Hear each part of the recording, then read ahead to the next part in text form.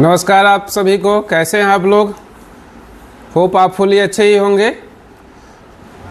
आज संडे था, बड़ा ही सुकून भरा दिन था। भारी भागम दौड़ के बाद ठीक ठाक एक दिन अपने लिए मिलता है। इसी तरह आप मस्त रहिए, खुश रहिए, अपनों के साथ रहिए और आगे बढ़ते रहिए। आज हम बात करेंगे कुछ गवर्नमेंट स्कीम की, जो सरकार द्वारा, भारत सरकार द्वारा नोटिफाइड स्कीम्स है, जो सारे पब्लिक्स के लिए लागू होता है। कोई भी पब्लिक इसको ऑप्ट कर सकते हैं। इसमें सबसे पहला है PPF account, public provident funds. इसके तहत कोई भी इंडिविजुअल्स, इवेंट माइनर की भी कोई एज लिमिट्स नहीं है, माइनर भी, वो गार्जियन, उनके mother father as a guardian के रूप में माइनर का भी अकाउंट हम खोल सकते हैं। एक पैन कार्ड पे मैक्सिमम एक अकाउंट खोला जा सकता है। चाहे आप बच्चे का भी खोलेंगे या खुद के लिए भी खोलेंगे तो एक पैन कार्ड पर एक अकाउंट ही काउंट किया जाएगा और उनके जो भी बेनिफिटेड है उसमें मिलेंगे। इसके अंतर्गत HUF, NRI भी अकाउंट खोल सकते हैं, लेकिन पीपीएफ में जॉइंट अकाउंट अलाउड नहीं है। और इनमें जो जमा करने की जो राशि फिक्स की गई है, साल में कम से कम 500 रुपये जमा करना है, मिनिमम 500। यदि वो जमा नहीं करते हैं तो 50 रुपीज़ पेनाल्टी लगेंगे। और मैक्सिमम डिपॉजिट 1.5 लाख तक कर सकते हैं 50 रुपये के मल्टीपल में। मतलब सपोज एक बार में 50 रुपये के मल्टीपल में 50, 100, 150, 200 करके कितने भी नंबर ऑफ टाइम्स में 1.5 लाख रुपया मैक्सिमम जमा कर सकते हैं। और मिनिमम है 500 जमा करने की। यदि 500 एक साल में नहीं जमा होता है तो 50 रुपये पेनाल्टी लगेगी। इसकी मैच्योरिटी पीरियड है 15 ईयर्स और लॉक इन पीरियड भी कह लीजिए 15 ईयर्स है। लॉक इन पीरियड में भी कुछ कंडीशंस है, प्रीमैच्योर विड्रॉल्स का हम आगे बात करेंगे, लेकिन फ्लैट मिनिमम जो लॉक इन पीरियड है 15 ईयर है। मतलब मैच्योरिटीज होता है इनका 15 ईयर के बाद होता है। अब 15 ईयर्स के बाद भी विदाउट कोई इंस्टॉलमेंट जमा किए उनमें उस अमाउंट को रिटेन कर सकते हैं और जो गवर्नमेंट द्वारा ब्याज फिक्स की जाती है पीपीएफ में वो आपको मिलते रहेगा। लेकिन फर्दर आप 5 साल के ब्लॉक में उनको अपना अकाउंट्स को रिन्यू करा सकते हैं, 5-5 साल के ब्लॉक्स में। इसमें रिन्यूअल के लिए जो मैच्योरिटी के बाद जो रिन्यूअल्स होते हैं उनके लिए फॉर्म 4 होता है, जिस पे हम अंडरटेकिंग देके जमा करके उनको 5 साल ब्लॉक के लिए 15 साल के बाद हम एक्सटेंड कर सकते हैं। इंटरेस्ट रेट इसमें टाइम टू टाइम गवर्नमेंट द्वारा फिक्स की जाती है। अभी प्रेजेंट में 7.1% है। नॉमिनेशन एक या एक से अधिक भी हो सकते हैं, जो आपको बैंक को टाइम टू टाइम आप उनको अप टू डेट करा सकते हैं। अब बात करते हैं प्रीमैच्योर विड्रॉल्स का। इसके 3-4 कंडीशन है। जैसे कोई लाइफ थ्रेटनिंग डिजीज हो जाती है खुद को, डिपेंडेंट चिल्ड्रेंस को या पेरेंट्स को, उस केस में आप प्रीमैच्योर विड्रॉ कर सकते हैं। बच्चों की हायर एजुकेशन से, उस केस में आप प्रीमैच्योर विड्रॉल कर सकते हैं। यदि रेसिडेंशियल स्टेटस चेंज होता है तो उस केस में भी आप प्रीमैच्योर विड्रॉल कर सकते हैं। लेकिन इसमें जो भी आप प्रीमैच्योर विड्रॉल करेंगे, जो भी गवर्नमेंट्स द्वारा रेट डिफाइन की गई इंटरेस्ट रेट, वो 1% आपको डिफाइंड रेट से कम मिलेगा। और यदि प्रीमैच्योर क्लोजर्स, तो उसमें 5 साल से पहले अलाउ नहीं होता। जिस भी फाइनेंशियल ईयर में अकाउंट खुला होता है उसके फाइनेंशियल ईयर एंड से नेक्स्ट 5 ईयर तक, उससे पहले आप अकाउंट क्लोज नहीं कर सकते हैं। यदि अकाउंट होल्डर की डेथ होती है तो उस केस में अकाउंट बंद कर दिया जाएगा, या उनके रिक्वेस्ट जो भी नॉमिनी है या लीगल हियर्स है।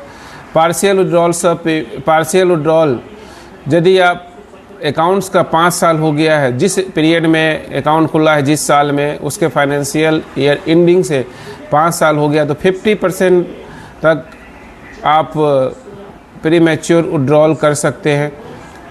लोन मिलता है कि नहीं? लोन इसके अगेंस्ट में मिलेगा। जो भी सेकेंड ईयर में बैलेंस रहेगा, जो भी लास्ट सब्सक्रिप्शन का जो भी आपने सब्सक्रिप्शन लिया होगा, जो जमा किया होगा, उसके सेकेंड ईयर से सेकेंड ईयर एंडिंग तक जो बैलेंस रहेंगे उनका 50% तक आपको लोन मिल जाएगा।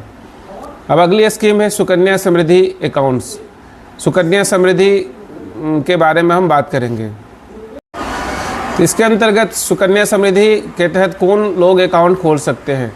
जो भी बच्चे का, जो भी गर्ल चाइल्ड, ये केवल गर्ल चाइल्ड्स के बेनिफिट्स के लिए खोला जाता है। गर्ल चाइल्ड के जो भी नेचुरल या लीगल गार्जियन है उनके द्वारा जन्म से लेकर 10 साल तक जब भी बच्चा अटेंड करता है एज पर बर्थ सर्टिफिकेट, उसके आधार पे ये अकाउंट खुलता है। और इनमें जमा करने की जो पीरियड होती है वो 15 साल तक, अकाउंट ओपनिंग डेट से 15 साल तक इसमें जमा किया जा सकता है। इसके तहत जो मैच्योरिटी पीरियड होता है वो 20 ईयर ऑफ एज होता है। सारे बर्थ सर्टिफिकेट के हिसाब से काउंट होता है। तो जब भी हम बर्थ सर्टिफिकेट के हिसाब से अकाउंट खोलते हैं उनके 10th ईयर तक अकाउंट खोला जा सकता है, 10वीं साल तक। और जो जमा करने की तारीख है अकाउंट ओपनिंग डेट से 15 साल तक हम जमा कर सकते हैं, ये भी डेट। और इनकी जो मैच्योरिटीज होगी वो 21 साल अटेंड करने पे इनकी मैच्योरिटी मिलेगी। इसके तहत जो मिनिमम डिपॉजिट राशि है वो 250 है, 250 रुपये है। यदि इस साल में एक बार मिनिमम इतना जमा करना होता है। यदि 250 रुपये नहीं जमा होती है तो 50 रुपये पेनाल्टी लगता है और मैक्सिमम 1.5 लाख रुपये तक जमा किया जा सकता है।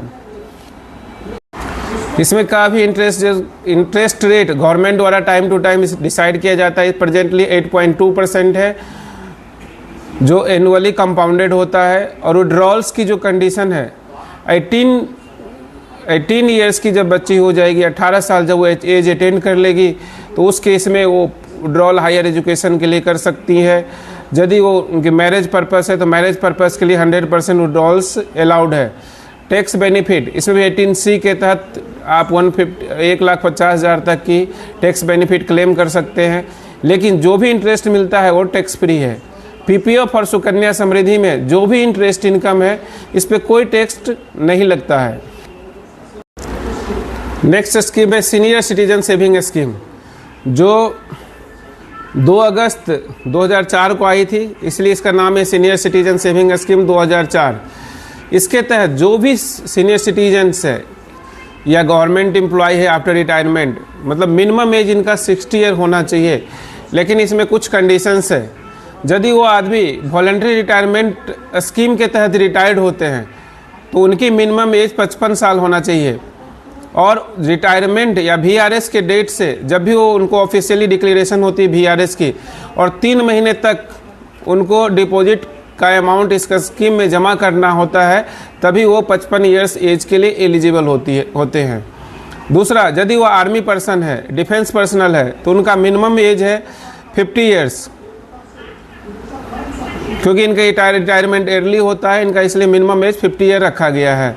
और यदि कोई गवर्नमेंट एम्प्लॉई है और उनकी फैमिली मेम्बर्स है तो, और उनका कोई किसी कारणवश कोई दुखद घटना हो गई है, एक्सपायर हो गए हैं, तो उनका फैमिली मेम्बर मिनिमम 50 साल की एज में वो अपना एक अकाउंट खोल सकते हैं सीनियर सिटीजन सेविंग स्कीम के तहत। और ये अकाउंट फैमिली मेम्बर के साथ जॉइंटली खोला जा सकता है। इसका जो मिनिमम अमाउंट है जमा करने का 1000 है और मैक्सिमम अमाउंट 30 लाख तक का है। इसमें यदि कोई भी सीनियर सिटीजन चाह रहे हैं कि वो कैश में जमा करें तो उनको 1 लाख तक का लिमिट अलाउड है। इसके बाद उनको अपना जो नॉर्मल ट्रांजैक्शन तरीके हैं उनके तहत करना पड़ेगा। और इनमें जो पीरियड है अकाउंट ओपनिंग का सीनियर सिटीजन सेविंग स्कीम के तहत 5 साल तक, मतलब इनकी मैच्योरिटी पीरियड 5 ईयर होता है और नेक्स्ट 3 ईयर तक वो एक्सटेंड करा सकते हैं। इसका रेट ऑफ इंटरेस्ट प्रेजेंटली 8.2% है और ये भी टाइम टू टाइम गवर्नमेंट द्वारा डिसाइड किया जाता है। इसमें हैवी प्री मैच्योर पेनाल्टी है। यदि आप 1 साल के अंदर इसको प्री मैच्योर विड्रॉल करते हैं तो 1% पेनाल्टी लगता है। यदि आप 1 साल के बाद 1 साल कंप्लीट हो गया है और यदि 2 साल से पहले करते तो 1.5% पेनाल्टी है। 2 साल के बाद 1% पेनाल्टी प्री मैच्योर विड्रॉल्स पे लिया जाता है। इसमें गवर्नमेंट गाइडलाइन के हिसाब से TDS अप्लीकेबल होता है, लेकिन यदि कोई एग्जाम्पशन चाहते हैं तो 15G और 15H फॉर्म के तहत वो अपना बैंक्स को अंडरटेकिंग दे सकते हैं। यदि सीनियर सिटीजन की एक्सपायरी हो चुकी है, डेथ हो चुकी है, तो जो भी नॉमिनी या लीगल हेयर है उनको सेविंग रेट के हिसाब से इंटरेस्ट पेमेंट किया जाएगा। नॉमिनी जो भी गवर्नमेंट गाइडलाइन के हिसाब से नॉमिनी, इसमें आप नॉमिनी रख सकते हैं।